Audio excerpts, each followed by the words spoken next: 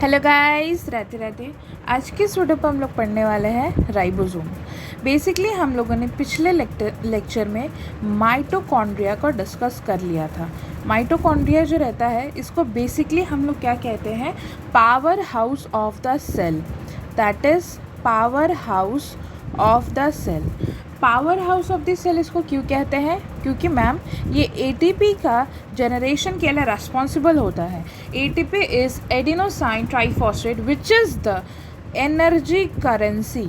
ठीक है, ये एनर्जी करेंसी रहता है ऑफ द सेल, जिसके कारण क्या होते हैं कि सेल में एनर्जी प्रोवाइड ये करता है, जिसके कारण हमारा बॉडी में पूरी तरीके से, जिसमें सेल में माइटोकॉन्ड्रिया प्रेजेंट रहता है, जिस भी मात्रा में उसके फिजियोलॉजिकल एक्टिविटी पे डिपेंड रह करके वो सेल में उतने नंबर पे प्रेजेंट रहता है और हमारे पूरे बॉडी को एनर्जी प्रोवाइड करने में केपेबल रहता है।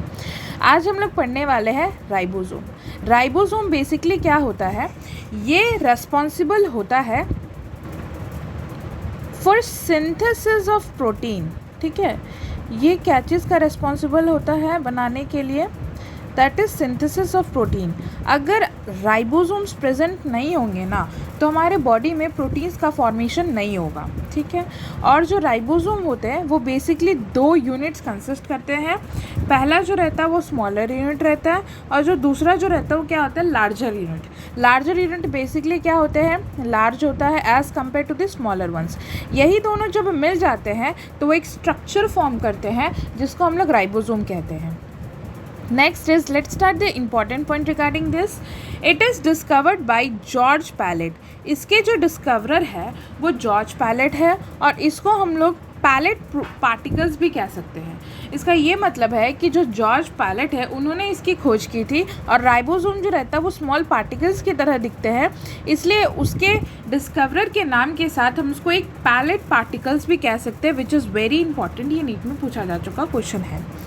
Smallest organelle and largest in number, ये सबसे smallest organelle of the cell होता है और सबसे ज़्यादा मात्रा में प्रेजेंट रहते हैं। छोटे छोटे रहते हैं, इसलिए ये क्या होते हैं, सबसे ज़्यादा मात्रा में प्रेजेंट रहते हैं within the cell. It is the protein factory. मैंने पहले ही बताया, जो राइबोसोम होता है उसी के कारण प्रोटीन का फॉर्मेशन होता है, वही रेस्पॉन्सिबल होता है प्रोटीन के फॉर्मेशन के लिए, इसीलिए इसको एक प्रोटीन फैक्ट्री भी कहा जाता है। ये जो रहता है राइबोसोम, ये दोनों सेल में पाए जाते हैं। ये यूकैरियोटिक में भी मिलता है, जिसमें यूकैरियोटिक उन सेल को कहते हैं जहाँ पे न्यूक्लियर मेम्ब्रेन जो रहता है वो प्रेजेंट रहता है, जहाँ पे linear DNA, double stranded DNA present रहते हैं। लेकिन प्रोकैरियोटिक सेल उसे कहते हैं जहाँ पे न्यूक्लियर मेम्ब्रेन एब्सेंट रहता है और डबल स्ट्रैंडेड डीएनए रहता है in the form of circular. तो ये क्या होते हैं, जो राइबोसोम होता है मैम वो दोनों में प्रेजेंट होता है। अब राइबोसोम को बनाने वाला एक स्ट्रक्चर रहता है जिसको हम लोग कहते हैं न्यूक्लियोलस। न्यूक्लियोलस को गॉड फादर ऑफ राइबोसोम रहते हैं, क्योंकि इसी के कारण, इसी के प्रेजेंस के कारण क्या होता है, राइबोसोम्स का फॉर्मेशन होता है, और अगर राइबोसोम प्रेजेंट है तो प्रोटीन का फॉर्मेशन होगा। जो न्यूक्लियोलस है वो मैं जब न्यूक्लियस बताऊंगी तो उस लेक्चर में मैं डिस्कस कर दूंगी। तो बेसिकली क्या होता है कि आपको याद रखना है कि who is the God father या फिर who makes the ribosome, that is nucleolus. It is only responsible for forming nucleolus. और राइबोसोम जो रहता है इसमें ये क्या रहता है, नॉन मेम्ब्रेनस ऑर्गेनल रहता है, नॉन मेम्ब्रेनस ऑर्गेनल रहता है। ठीक है, ये ऐसा ऑर्गेनल है जिसमें कोई भी मेम्ब्रेन बाउंड नहीं रहता, वो जस्ट एक स्मॉल पार्टिकल की तरह, जहाँ पे एक लार्जर यूनिट और एक स्मॉलर यूनिट बने हुए रहते हैं, वो उस तरीके से दिखता है। अब ये क्या चीज़ से बना हुआ रहता है? It is very very important question, क्योंकि नीट में पूछा जा चुका क्वेश्चन है। It is made up of ribonucleic acid, that is RNA and protein से ये बना हुआ रहता है। ये 2 चीज़ों से बने हुए रहते हैं, that is RNA, ribonucleic acid, और प्रोटीन। ये 2 यूनिट कंसिस्ट करता है, मैंने पहले ही बता दिया। फर्स्ट इज़ लार्जर यूनिट, जो कि जिसका स्ट्रक्चर जो रहता है वो किस तरीके का रहता है, एक डोम शेप्ड होता है, जो कि आपको याद करना ही होगा। लार्जर यूनिट का स्ट्रक्चर डोम शेप्ड की तरह होता है, और जो स्मॉलर यूनिट रहता है उसका स्ट्रक्चर जो रहता है वो ऑब्लेट शेप्ड रहते हैं, dome shaped and oblate shaped. Next is, जब लार्जर यूनिट और स्मॉलर यूनिट मिल जाते हैं तो उस स्ट्रक्चर को हम लोग क्या कहते हैं, राइबोसोम कहते हैं। ठीक है, और ये किसके प्रेजेंस में जुड़ते हैं? They join with the help of magnesium. अगर मैग्नीशियम प्रेजेंट प्रोवाइड नहीं किया जाता है तो जो लार्जर यूनिट ऑफ राइबोसोम है और जो स्मॉलर यूनिट ऑफ राइबोसोम है वो नहीं जुड़ते हैं। तो ये भी इंपॉर्टेंट क्वेश्चन है, ये भी नीट में पूछा जा चुका क्वेश्चन है। नेक्स्ट इज, अब नॉर्मली जो रहता है, जब तक न्यूक्लियस से ये कमांड नहीं आता है कि प्रोटीन बनाना है, इस तरीके का प्रोटीन बनाना है, तब तक ये क्या रहते हैं, जो लार्जर फॉर्म रहते हैं और जो स्मॉलर फॉर्म रहते हैं वो डिसोसिएटेड फॉर्म में रहते हैं। डिसोसिएटेड फॉर्म का मतलब क्या है, वो अलग अलग रहते हैं, बट जैसे ही प्रोटीन का फॉर्मेशन करना होता है वो अटैच्ड हो जाते हैं। At the time of protein formation they get attached with mRNA। Basically ये mRNA होता है, तो ये mRNA के साथ जुड़ जाता है, जिसमें क्या किस तरीके का प्रोटीन बनाना है उस तरीके से उसमें कोडिंग लिखा हुआ रहता है, ठीक है। Many ribosomes attached together is called as polyribosome और इराइगोसोम। तो जब क्या होते हैं कि बहुत सारे ये जो mRNA रहता है, ये mRNA में जब बहुत सारे राइबोसोम अटैच्ड हो जाते हैं तो उस स्ट्रक्चर को हम लोग क्या कहते हैं, टुगेदर जब वो अटैच्ड होते हैं तो उस स्ट्रक्चर को हम लोग पॉलीराइबोसोम कहते हैं। पॉली मतलब बहुत सारे राइबोसोम, या फिर इराइगोसोम भी कह सकते हैं। Next is, on the type of different rate of segmentation they differ in the prokaryotic and eukaryotic cell. Prokaryotic और यूकार्योटिक सेल में उनके रेट ऑफ सेडिमेंटेशन से दो तरीके के राइबोसोम मिले थे। बेसिकली हम लोग उसको क्या होता है कि एक जैसे कि for an example 70S and 80S लिखते हैं, तो ये S क्या होता है, S जो रहता है वो साइंटिस्ट के नाम पे आधारित है जो कि सेव्ड बर्ग थे।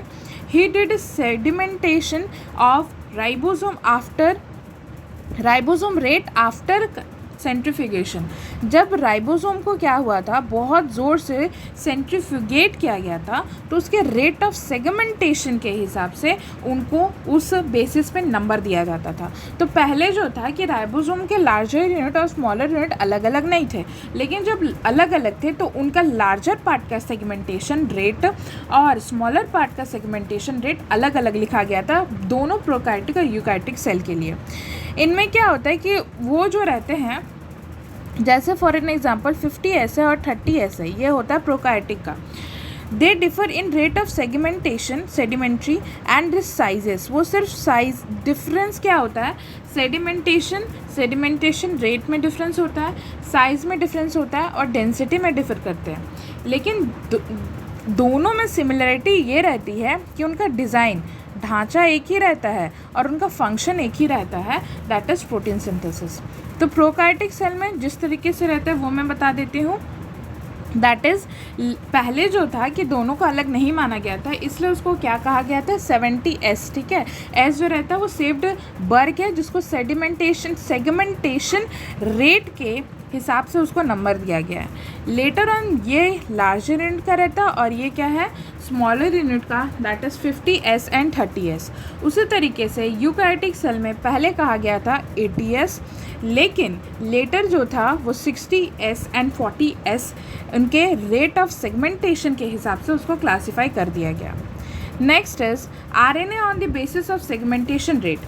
तो जो राइबोसोम होता है उसमें RNA जो कंसिस्टेंट रहता है उसका भी सेगमेंटेशन रेट के आधार पे प्रोकार्योटिक और यूकार्योटिक में तरह तरह के RNA प्रेजेंट रहते हैं। तो ये दोनों आपको याद करना बहुत ज़्यादा इम्पॉर्टेंट है। प्रोकार्योटिक का जो RNA सेडिमेंटेशन रेट रहता है वो 23 sRNA रहता है, 16 sRNA एंड 5 sRNA, ये तीनों उनके रेट होते हैं। और जो यूकार्योटिक का रहता है वो 28, 18, 5.8 एंड 5 sRNA रहता है, ठीक है। ये तीनों जो रहते हैं और ये चारों जो रहते हैं ये बहुत ज़्यादा इंपॉर्टेंट है लर्न करना, ये नीट में पूछा जा चुका क्वेश्चन है। Next is it is present in, यहाँ पे बेसिकली इन होगा, ये कहाँ राइबोसोम कहाँ प्रेजेंट रहता है, साइटोप्लाज्म में प्रेजेंट रहते हैं, एंडोप्लाज्मिक रेटिकुलम में प्रेजेंट रहते हैं, न्यूक्लियर मेम्ब्रेन में प्रेजेंट रहते हैं, in the matrix of mitochondria, mitochondria के मैट्रिक्स में प्रेजेंट रहता है। तो वो किस तरीके का राइबोसोम होगा? 70S, क्योंकि उसमें prokaryotic type of RNA present रहता है। And matrix of chloroplast, chloroplast में भी ये क्या रहता है? 70S का ही RNA प्रेजेंट रहता है। नेक्स्ट इज जो प्रोटीन होता है वो maximally 80 different types of ribosome consist कर सकता है। ये भी क्वेश्चन पूछा जा चुका है नीट में कि एक प्रोटीन जो रहता है वो मैक्सिममली कितने different types of ribosomes consist कर सकता है? The answer is 80। अब टाइप ऑफ राइबोसोम, पहला जो राइबोसोम होता है वो क्या होता है? Free ribosome. फ्री राइबोसोम मतलब वो किसी से भी अटैच्ड नहीं है, उसको किसी से अटैचमेंट नहीं है, वो अकेले रहता है, उसको कोई लेना देना नहीं है। तो जो फ्री राइबोसोम जो रहता है वो एक एंजाइम की तरह एक्ट करता है, और एंजाइम जो रहता है वो क्या होता है? कैटालाइटिक फंक्शन में रिच होता है। मतलब कि अगर कोई भी रिएक्शन, बॉडी में कोई भी रिएक्शन चल रहा होगा तो उसको क्या करेगा? स्पीड अप कर सकता है। तो वो जो रहता है कि जो फ्री राइबोसोम होता है उसका एंजाइम की तरह प्रॉपर्टी होती है, जिसको हम लोग क्या कहते हैं? राइबोजाइम।